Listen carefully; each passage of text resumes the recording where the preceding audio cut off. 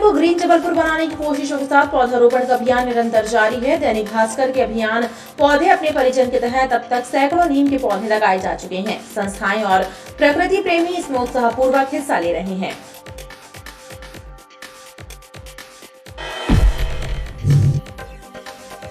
Dengue chikungunya जैसी घातक बीमारी से बचाव के प्रति लोगों को जागरूक करने और इस बीमारी से पीड़ित मरीजों को उपचार मुहैया कराने के लिए छत्रपति शिवाजी मंडल भाजपा के कार्यकर्ताओं ने घर घर दस्तक दी है। इसके साथ ही मोबाइल वैक्सीनेशन सेंटर के जरिए लोगों को वैक्सीन लगवाने का कार्य भी जारी है।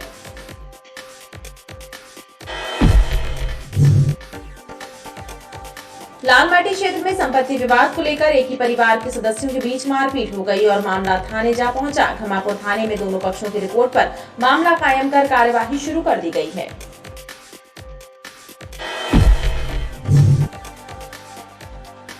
जिले में डेंगू के बढ़ते प्रकोप की रोकथाम के लिए किए जा रहे कार्यों की समीक्षा करने के लिए सांसद राकेश सिंह के द्वारा कलेक्टर कार्यालय में अधिकारियों और जनप्रतिनिधियों की बैठक लेकर आवश्यक दिशा निर्देश दिए गए।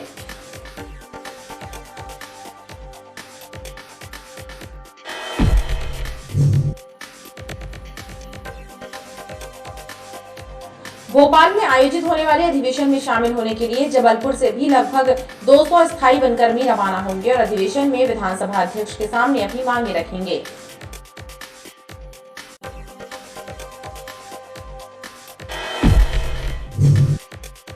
दुर्गा उत्सव के लिए शासन के द्वारा जारी किए गए दिशा निर्देशों को स्पष्ट किए जाने की मांग को लेकर जबलपुर बंद समाज ने जिला प्रशासन को एक मांग पत्र सौंपा है और दुर्गा प्रतिमाओं की स्थापना के संबंध में बनी भ्रम की स्थिति को दूर करने की मांग की है। कोरोना संक्रमण ने एक बार फिर से अपने तेवर दिखाना शुरू कर दिए हैं। शुक्रवार को जिले में 8 नए संक्रमित मरीज सामने आए हैं। वहीं एक्टिव केसों का आंकड़ा भी 50 के पार हो गया है। इसके अलावा 3 मरीजों को संक्रमण मुक्त होने पर डिस्चार्ज किया गया।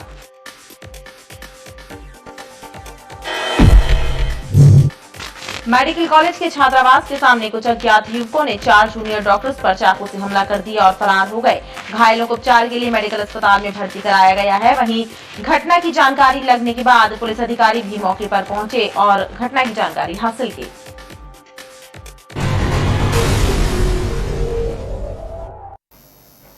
नमस्कार, स्वागत है आपका BTV न्यूज में। आपके साथ मैं हूं सना और आइए खबरों की शुरुआत से पहले एक नजर डाल लेते हैं हेडलाइंस।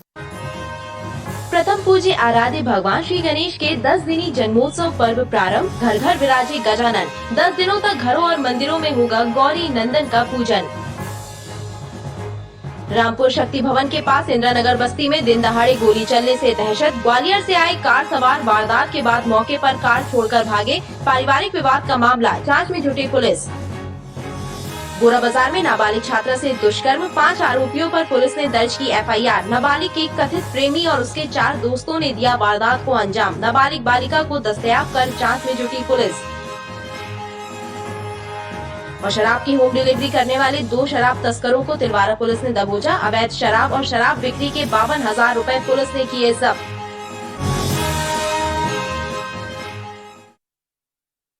जिले में डेंगू के बढ़ते प्रकोप की रोकथाम के लिए किए जा रहे कार्यों की समीक्षा करने के लिए सांसद राकेश सिंह के द्वारा कलेक्ट्रेट कार्यालय में अधिकारियों और जनप्रतिनिधियों की बैठक लेकर आवश्यक दिशा निर्देश दिए गए। जागरूकता के लिए सर अभी हमने पिछले 15 दिन में कलेक्ट्रेट कार्यालय में आयोजित समीक्षा बैठक में सांसद राकेश सिंह ने जनप्रतिनिधियों और प्रशासनिक अधिकारियों से डेंगू और वायरल फीवर सहित चिकनगुनिया की रोकथाम को लेकर चर्चा की। सांसद राकेश सिंह ने कहा कि वर्तमान में हम कोरोना जैसी महामारी से लड़ रहे हैं और साथ ही डेंगू का भी प्रकोप बढ़ गया है, जिसकी रोकथाम के लिए सभी को मिलकर कार्य करना होगा। लोगों को डेंगू की सही जानकारी उपलब्ध हो, इसके लिए जागरूकता अभियान चलाया जाए। उन्होंने ये भी कहा कि निजी पैथोलॉजी लैब संचालकों की बैठक लेकर उनसे केवल एलाइजा टेस्ट करने को कहा जाए, जिससे डेंगू की बीमारी पकड़ में आ सके। एलाइजा टेस्ट के पहले एक बेसिक टेस्ट होता है जो टेस्ट ये साबित करता है कि एलाइजा की जरूरत है कि नहीं। एलाइजा टेस्ट के बाद ही ये तय होता है कि वो डेंगू है अथवा नहीं। तो आज ये तय किया है बैठक में कि ये जानकारी सभी जगह जाए, समाचार पत्रों के माध्यम से, सोशल मीडिया के माध्यम से लोगों तक ये जानकारी पहुंचे, ताकि लोग इसको लेकर सावधान रहें और डर और दहशत का कोई माहौल ना रहे। उसके साथ साथ ये एलाइजा टेस्ट को लेकर किट्स की कोई कमी ना हो। डेंगू के पेशेंट निकल रहे हैं तो वहाँ तो सैनिटाइजेशन का काम हो रहा है, लेकिन उनसे कहा है कि उन क्षेत्रों में भी जहाँ संभावित है और बाकी अन्य क्षेत्रों में भी साफ सफाई से लेकर सैनिटाइजेशन के काम को तीव्र गति से करना चाहिए।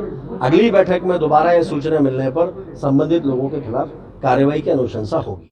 सांसद ने कहा कि शहर में दवा का छिड़काव कराएं और कार्य में लापरवाही बरतने वालों पर कार्रवाई की जाएगी।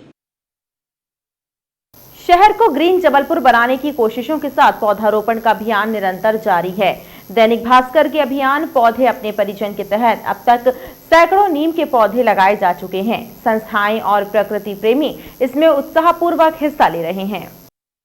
दैनिक भास्कर द्वारा चलाए जा रहे पौधे अपने परिजन अभियान के तहत त्रिमूर्ति नगर में जीवन प्रकाश योग समिति एवं त्रिमूर्ति नगर व्यापारी संघ द्वारा पौधारोप कर पर्यावरण संरक्षण के संकल्प को मजबूत किया गया। वहीं मोबाइल डीलर्स एसोसिएशन के सदस्यों ने बिलहर स्थित चैतन्य सिटी में नीम के पौधे रोपकर अभियान को गति प्रदान की।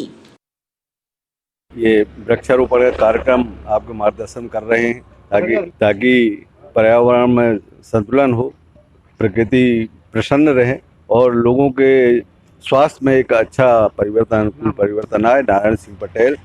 नीम के पौधे जो ऑक्सीजन को कमी हो रही है उसको लेके दैनिक भास्कर जो अभियान चलाया है कि जगह जगह पौधारोपण कर रहे हैं, इसलिए हम दैनिक भास्कर का धन्यवाद करते हैं। त्रिमूर्ति नगर व्यापारी संघ द्वारा यहाँ पे विगत वर्षों से कई पौधे लगाए जा रहे हैं और पौधे लगाते हुए हम यहाँ पे वृक्षारोपण का ऐसा जोन टाइप का बनाना चाह रहे हैं। सभी को ये वृक्ष लगाने का काम करना चाहिए, बहुत ही अच्छा काम है और इस समय पे बहुत ही ज़रूरत है वातावरण में अपने को फ्रेश ऑक्सीजन की, तो काफ़ी फ़ायदे हैं इसके और मैं कहूँगा सभी को अधिक से अधिक संख्या में लगाना चाहिए। हम लोग का 100 वृक्ष लगाने का लक्ष्य है।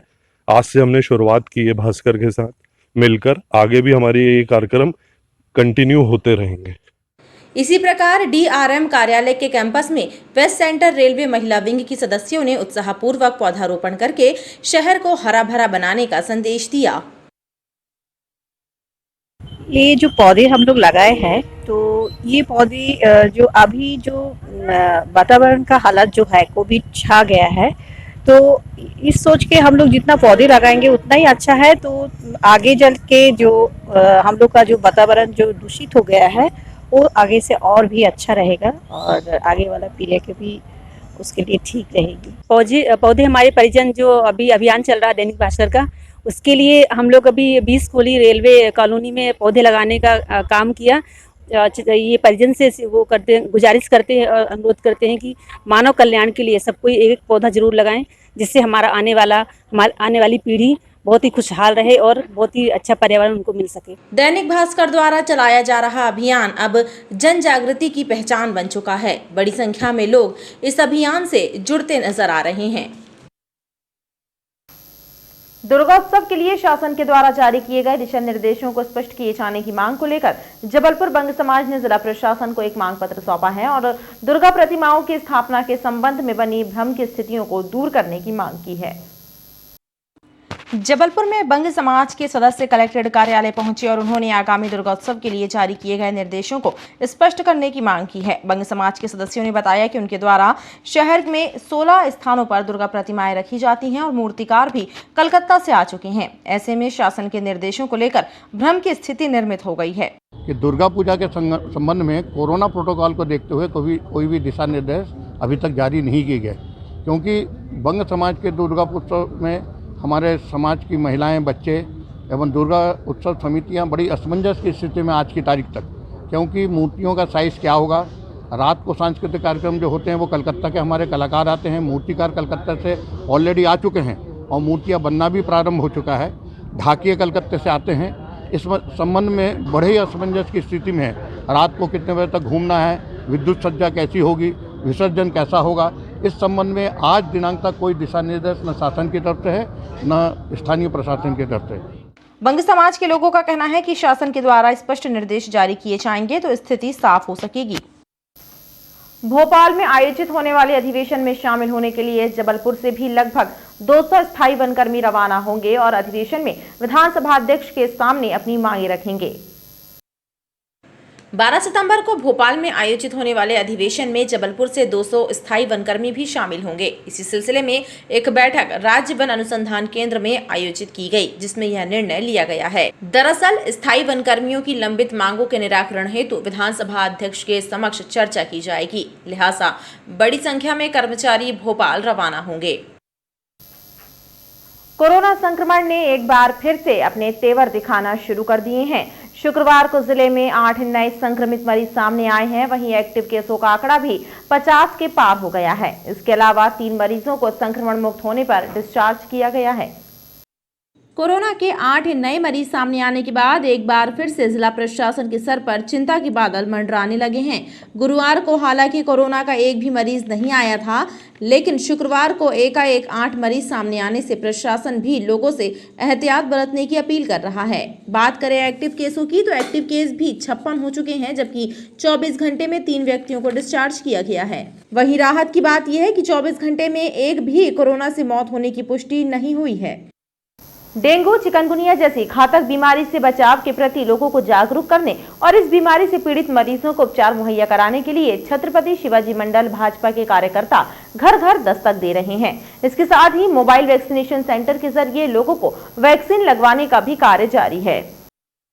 भारतीय जनता पार्टी के छत्रपति शिवाजी मंडल के कार्यकर्ताओं के द्वारा घर घर जाकर लोगों को डेंगू, चिकनगुनिया जैसी बीमारियों से बचाव के प्रति जागरूक किया जा रहा है। इसके साथ ही जिन घरों में इन बीमारियों से पीड़ित मरीज हैं तो उन्हें अस्पताल पहुंचाया जा रहा है। इसके अलावा मोबाइल वैक्सीनेशन सेंटर के जरिए लोगों को वैक्सीन भी लगाई जा रही है। कार्यकर्ताओं द्वारा क्षेत्र में रहने वाले लोगों के ब्लड ग्रुप की भी सूची बनाई गई है, ताकि किसी जरूरतमंद को ब्लड की आवश्यकता होने पर रक्त उपलब्ध कराया जा सके। उसमें हम लोगों ने सारे अपने बूथ प्रभारियों को एक्टिव कर दिया है। सभी जगह पर जन जागरूकता का अभियान चलाया जा रहा है। कहीं पर भी गंदा पानी ना जमा होने दिया जाए और मच्छरों से किस प्रकार के कौन सा मच्छर है, इसकी जानकारी लोगों को, आम जनता को दी जा रही है। जिन लोगों को रक्त की ज़रूरत पड़ रही है, हम लोगों ने यहाँ पर ये सूची हम लोगों ने बनाई है रक्त के लिए, जिसमें लगभग 70 लोगों का नाम है वार्ड क्रमांक 3 से। जिस किसी को भी ज़रूरत पड़ेगी रक्त की, उनसे संपर्क कर सकता है। विधायक जी का सख्त निर्देश है कि किसी की भी जान जो है डेंगू, मलेरिया या चिकनगुनिया से जाना नहीं चाहिए, इसलिए हम लोगों ने रक्त सूची बनाई है। डेंगू, मलेरिया के लिए हम हर बस्ती में जाकर निरीक्षण कर रहे हैं। जहाँ भरा हुआ पानी, गंदा पानी है या वहाँ पे कचरा वगैरह पड़ा हुआ है जिसके कारण मच्छर की उत्पत्ति होती है, वहाँ पे दवाइयों का छिड़काव करवाया जा रहा है। और ब्लड की अभी सबसे बड़ी समस्या ब्लड की चल रही है। घर घर जाकर हम ब्लड का कौन सा किसका ग्रुप है पूरी लिस्ट तैयार कर रहे हैं और जिसको ज़रूरत पड़ रही है उसके लिए हम ब्लड की व्यवस्थाएं कर रहे हैं। लालमाटी क्षेत्र में संपत्ति विवाद को लेकर एक ही परिवार के सदस्यों के बीच मारपीट हो गई और मामला थाने जा पहुंचा। घमापुर थाने में दोनों पक्षों की रिपोर्ट पर मामला कायम कर कार्यवाही शुरू कर दी गई है। लालमाटी क्षेत्र में रहने वाले अधिवक्ता पंकज प्रजापति और चचेरे भाई अधिवक्ता अभिजीत प्रजापति के बीच संपत्ति को लेकर विवाद हो गया। एक और पंकज प्रजापति ने अभिजीत पर आरोप लगाया कि उसने और उसके साथियों ने घर में घुसकर महिलाओं से भी मारपीट की है और तोड़फोड़ भी कर दी है।